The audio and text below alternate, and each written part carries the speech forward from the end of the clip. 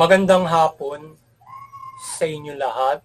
Ito po si Herbert Curia, author, promoter ng Human Rights Promotion. Ang boses ng Human Rights Promotion. Sa malayang demokrasyang ito, kakibat ang ating pananalig sa ating banal na Panginoon Diyos, banal na Panginoon Kristo at gabayan ng kaliwanagan ni Banal Santa Maria, mula sa isyong ating nakalap at pagbabantay sa mabuting pamamahala, patas na hustisya at karapatang pantao, ay hinggil sa issue ng former President Duterte, arrested and faced trial in ICC. Ipinaaresto ng ICC ang dating Pangulong Duterte at naharap na siya sa pre-trial sa ICC at with his counsel. Sa pre-trial na ito ay kinumpirma ng judge si Pangulong Duterte at ang proseso na ginagawa sa kanyang pag-aresto at maging status ng kanyang kalusugan. So ito yung ating tinungayang topic, yung issue ngayon na pag-aresto kay Pangulong Duterte at pagharap niya doon sa ICC, International Criminal Court. Yeah. Doon sa kaso na isinumpa sa kanya na crime to humanity. Pinihag din sa pre-trial ang confirmation charges. Hearing na gagawin sa September 23, 2025. So maaari magpetisyon sa ng interim release ang panig ni Pangulong Duterte o pansamantalang paglaya. So yan. So yung pagka-aresto kay Pangulong Duterte nito nakarang araw. So nadala na siya sa ICC, nagkaroon ng pre-trial. So ngayon, doon sa pre-trial na yon ay dinedetermina doon yung mismong pagkatao ni Pangulong Duterte. Pagkatapos ay dinideklara doon kanyang na magseset sila doon ng confirmation hearing. Ibig sabihin ay doon pa lamang sa confirmation hearing yung both side ay mapapakita ng kanilang yung isa ay akusasyon, yung isa ay depensa kung magkakaroon ng trial. So September 23 pa yon, 2025. So sa ngayon ay maaaring magpetisyon di umano ng interim release. So proseso ng ICC yon si Pangulong Duterte. So maaari siyang makauwi aside kung siya ay i-detain o i-custodial ng ICC hanggang doon sa confirmation. Pero kasi confirmation pa lang yun, so maaaring siya ay i-release at magbigay na lamang siguro ng ilang maaaring kondisyon para makasiguro yung ICC na siya ay hindi tatakas o whatsoever thing na maaaring requisitos o mga basehan para mapayagan sa interim release. Yun yung karapatan na ibinibigay sa akusado doon sa ICC. So yun. Yung maaaring na masahin niya yun kung yan ay maibibigay ng judge at mahiling itong kanyang mga counsel. Ngayon, ang nais nila ay doon pa lamang sa pre-trial ma-absuelto na agad siya at wala nang confirmation pa na maaaring mangyari. So, makauwi siya, walang na agad. Kung bagaman ibasura na agad sa pre-trial yung kaso niya. So, yun yung nais ng kampo, syempre, hindi pa muna Duterte kahit sino ng kampo na akusado. So, yung confirmation hearing ay dito kinukumpirma kung may basehan ng akusasyon kay Pangulong Duterte bago pa siya litisin sa kasong isinampa sa kanya na crime to humanity. So, yun, dito sa ating website ay basahin nyo roon, may mga links tayo roon. Basahin nyo roon yung kung paano yung proseso ng ICC na yan at yung confirmation hearing na. So, meron tayong links doon. So, tingnan nyo na doon sa ating website para mabasa nyo doon sa article yung itong ating live stream na pag-video nitong ating promotion na ito. So ngayon ay ang Human Rights Promotions ay maring sumusuporta sa mabuting pamamahala, patas na hustisya at karapatang pantao. At sa isyong ito na ating nakalap at tinungayan na former President Duterte arrested and face pre-trial in ICC, ay ating boses ay patas na pagpapairal ng hustisya sa kinaharap na ito ng dating Pangulo. So ayon sa pinahayag ng judge ng ICC na magkaroon ng confirmation ng kaso o charge sa September 23, 2025 at maaaring mapalaya. Pansamantala si Pangulo Duterte ay proseso ito ng ICC na dapat maibigay sa mga suspect o inaakusahan ng ICC. So yun. Ngayon yung ating boses dito sa ginagawang prosesong ito ng pagharap ni Pangulo Duterte sa akusasyon sa kanya. So of course, fair justice for all. Kung siya ba ay walang kasalanan o dapat mabigyan, sino ang dapat na paano mabibigyan ng hustisya yung mga sangkatutak na mga nabiktima di umano ng drug war. So ngayon naghahanap sila ng hustisya at pangunahin si Pangulong Duterte yung akusado. So at may mga iba pa na maaaring kasuhan ng ICC at manugod dito sa ating sariling korte. So ngayon ay sana yung fair justice ay umiral in both sides. So mapatunayan kung ano ba talaga, kung ano ang hustisya na dapat na ipataw, pawalan siya ng sala o siya ay maparusahan. So yun yung side natin at maibigay siyempre yung karapatang pantao na ipakita ng ating ICC from sa kanyang proseso ng paglilitis o pagharap sa mga akusado o pagbibigay hustisya sa mga biktima at o sa anumang kaso na inihaharap sa kanilang korte.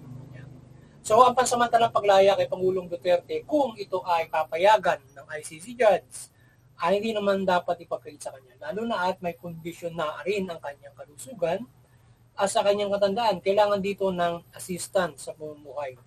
So nakaset pa ang confirmation ng charges before trial kung kaya't maaari itong ibigay sa kanya kung saan naharap niya ang pang-aresto sa kanya at maaharap din niya ang trial sa kanya ng maayos yan. So siguro dahil sa proseso ng ICC maaaring maibigay siguro sa kanya dahil kumbaga man ay innocent until proven guilty. So dahil doon sa proseso ng ICC ni para sa Pilipinas, pag kinardiyan ka ng murder, no bail. Doon sa ICC, parang pagka gano'n, kahit crime to humanity pa yan. So mayroon kang hanggat hindi pa maaaring hanggang hindi pa nag-trial, ay maaaring hindi kayo ilagay sa kulungan or sa ngayon ay pwede pa siyang makalaya. Kasi hindi pa siya talaga mismo ilalagay doon sa as an accused. So magkakaroon pa ng competition o hearing para pagtimbangin ng judge yung akusasyon at ebidensya at yung depensa noong kampo nila. So pagka mayroong dapat litisin, so magtutuloy yung paglilitis. So kung wala siyang kaso. Ganun yung mangyayari ngayon. From ngayon hanggang September, nung siya ay nag-ICC, maaaring makalaya pa siya noon. So ngayon kung siguro kung siya ay ita-trial na, so baka maaaring siya ay incarcerated na muna habang nag-trial. Kumbaga man. Or maaaring siya ay pabalik-balik sa ICC. Pero siguro maaaring ganun ang gawin ng ICC na pwede siya incarcerated or magpabalik-balik siya sa Netherlands, sa The Hague para harapin yung paglilitis sa kanya. So yan, usually matagal daw ang kinakaharap ng paglilitis na yan. So dito sa pre-trial na via video link siya pinaharap dahil na rin sa kanyang kalagayan sa biyahe di umano. So doon sa mga nilathala ng mga news, so siya through video link, hindi siya pinaharap doon sa korte dahil nga doon sa kanyang kondisyon na alahado doon sa biyahe. Mukha talagang yung kung makikita natin doon sa mga larawan, talagang medyo mukhang hindi maganda yung kondisyon ng kanyang kalusugan. Payat na siya at medyo parang mahina na. Mag-80 na siya sa March 28 daw. So, kaya may matanda na rin siya. So, kaya siguro, at gusto mo, biyahe ka ba ng ganun? So, ngayon ay, yun yung proseso na maaaring mangyari na yan ay siguro yung maaaring inaasahan na rin ng mga kampo ng mga mga naghahanap ng hustisya doon sa mga nakakaalam ng proseso noong ICC. Pwede siyang ganun yung mangyari. So, ang mahalaga ay yan ay nasa ICC na at may proseso na dapat sundin. So, sana masunod yung proseso at magkaroon ng patas ng hustisya kung ano ba talaga ang tunay na dapat na mangyari. O kung sino dapat papanagutin para mabigyan ng hustisya yung sinasabing isang katutak na na-EJK ngayon. Kasi yung kanyang, yung kaso niya ay hanggang 2017 lang kasi kumalas yung Pilipinas doon sa kanyang panahon.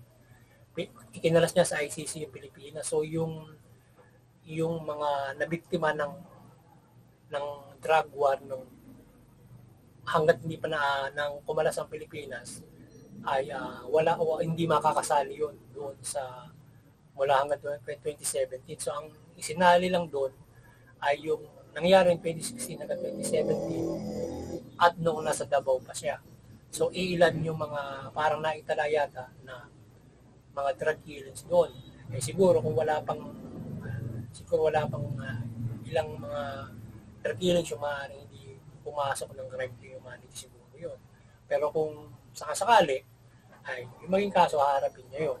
Ngayon kung hindi, maaaring balik Pilipinas siya na dito niya harapin yun as in reklamo ng ating mga kababayan natin doon sa korte or sa ombudsman or si HR ang hahabol sa kanya o mga abogado para makasuhan siya sa korte natin. So, ang isinagawang ito ng ICC ay parte ng kanilang tungkulin sa buong mundo o member states na protektahan ng bawat tao anuman ang lahi base sa kasong kanilang dapat litisin. Kagaya nito crime to humanity na akusasyon kay Pangulong Duterte. So sa tulong ng Interpol at pamahalaan ng Pilipinas ay naisagawa ang pang-aresto at madala sa ICC sa Netherlands ang dating Pangulo. Bagamat may isyong nire-raise dito ang kampo ni Pangulong Duterte na parang nakidnap ang ating Pangulo, Duterte dito at ang karapatan niya ay na-violate. So yun, ginawa ng ICC yung kanilang tungkulin dahil nga nagsampa ng kaso ron. So yun, medyo nagkaroon pa nga ng siyempre, yung balita na lalabag yung karapatan ni Pangulong Duterte na siya RTN ng CIDG sa kooperasyon nila sa Interpol para madala siya doon sa ICC. So yun ang niraise nila doon sa pre-trial na parang kinidnap. So na-violate yung turo arestuhan pa lang. True that kasi kapag nagkaroon ng depekto yun, so mababasura yung kaso kung ma-materialize yung pangyayari. So yun, mukhang hindi na materialize, naka-set na ng confirmation. So maaaring naharapin ni Pangulong Duterte yung confirmation at doon patutunayan sa kapwa magkakaroon ng kasuhan kung may trial talagang mangyayari. Yan. Yung talagang yung proper trial na talaga. So, may mural of fair justice at mapatunayan ang katotohanan dito kung dapat maabsuelto o makulong ang ating Pangulong Duterte. So, ang sambayan ng Pilipino ay nahati sa naghahanap ng hustisya sa mga nabiktima ng drug war at ang iba pa naman ay nasa panig ng kampo ni Pangulong Duterte na pawang naka-stand sa kanyang nagawa sa pamamahala niya noon na mabuti ang kanyang nagawa. Yan, sa kanyang pamamahala and even in the drug war. So yan. So maraming nahahati yung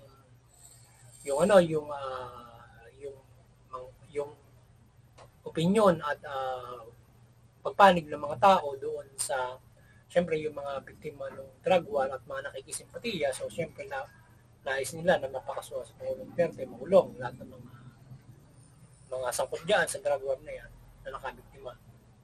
Siyempre, yun ang mga po ni Pangulo Duterte, pinagigitan nila na wasto at nasa side sila ni Pangulo Duterte na siya ay walang kasalanan at naging mabuti ang pamamahala na in general and after rin siguro doon sa drug war na yun. So kaya nais nila na mapalaya siya at hindi siya makasuhan. So yun. So sana ay yung ICC ay magpahira ng batas ng hostisya at umiral yung wasto kung siya dapat mabsulto o dapat na malabog. So, naway ang Panginoong Diyos at Panginoong Kristo ay gumabay sa pagpapahira ng hostisya sa kinaharap na ito ng sambayan ng Pilipino at panig ni Pangulong Duterte. Sana magabay ng ating banal na Panginoon Diyos yung ICC, yung adjust doon na hindi sila may influensyahan ng kung ano at magawa nila yung kanilang trabaho bilang judge kung ano yung tama, makatotohanan at patas at makatarungan. Sa gabay naman ng Panginoon Diyos. Yan, maliwanagan ng ating banal na Panginoon Diyos, Panginoon sa Kristo, banal na Espiritu Santo, na banal na Santa Maria, ang sambayan ng Pilipino, ng buong mundo. Mula sa pamahalaan ng Pilipinas at mamayang Pilipino, yung pamahalaan ay mamahalan ng mabuti, matuwid, tugunin yung karapatang pantao. Iwasan yung pang-aabuso, katiwalian, paglabag sa karapatang pantao, at pang-oppress ng mamayang Pilipino. Pagpahira lang ang pamahala from peace and order. Yan. Sana may bigay nila ang lahat mula sa karapatan. Yung mamamayan naman, iwasan yung paglabag sa batas. Suportahan yung good governance, human rights, fair justice, at huwag lumaban sa pamahalaan. Isa praktika yung karapatan nila, isa boses sa mga inahin ng legal, at huwag lumaban sa pamahalaan at huwag lumabag sa batas upang maresolba anuman yung hinaing sa pamahalaan. Justisya, ekonomiya, politika, whatsoever. Sa gayon tayo makapamumuhay ng patas, matuwid, at naayon sa karapatang pantao at maunlad, mapayapa. Yan. Madali natin makakamit yung ating pagpapahira ng karapatang pantao, etc. Justisya kung hindi tayo magulo. At higit sa lahat ay mga pananampalataya tayo malubos sa ating mananampalataya. Tulong niya ay maulad at iiral ito sa bansang ito. Yan. Muli, magandang hapon sa inyo lahat. Sana nakapagsabuhay sa naman ang human rights promotion sa linggong ito hinggil dito sa isyong ito na ating tinumayang na pag-aresto at paglilitis kay dating Pangulong. Muli, magandang hapon sa inyo lahat. At God bless you.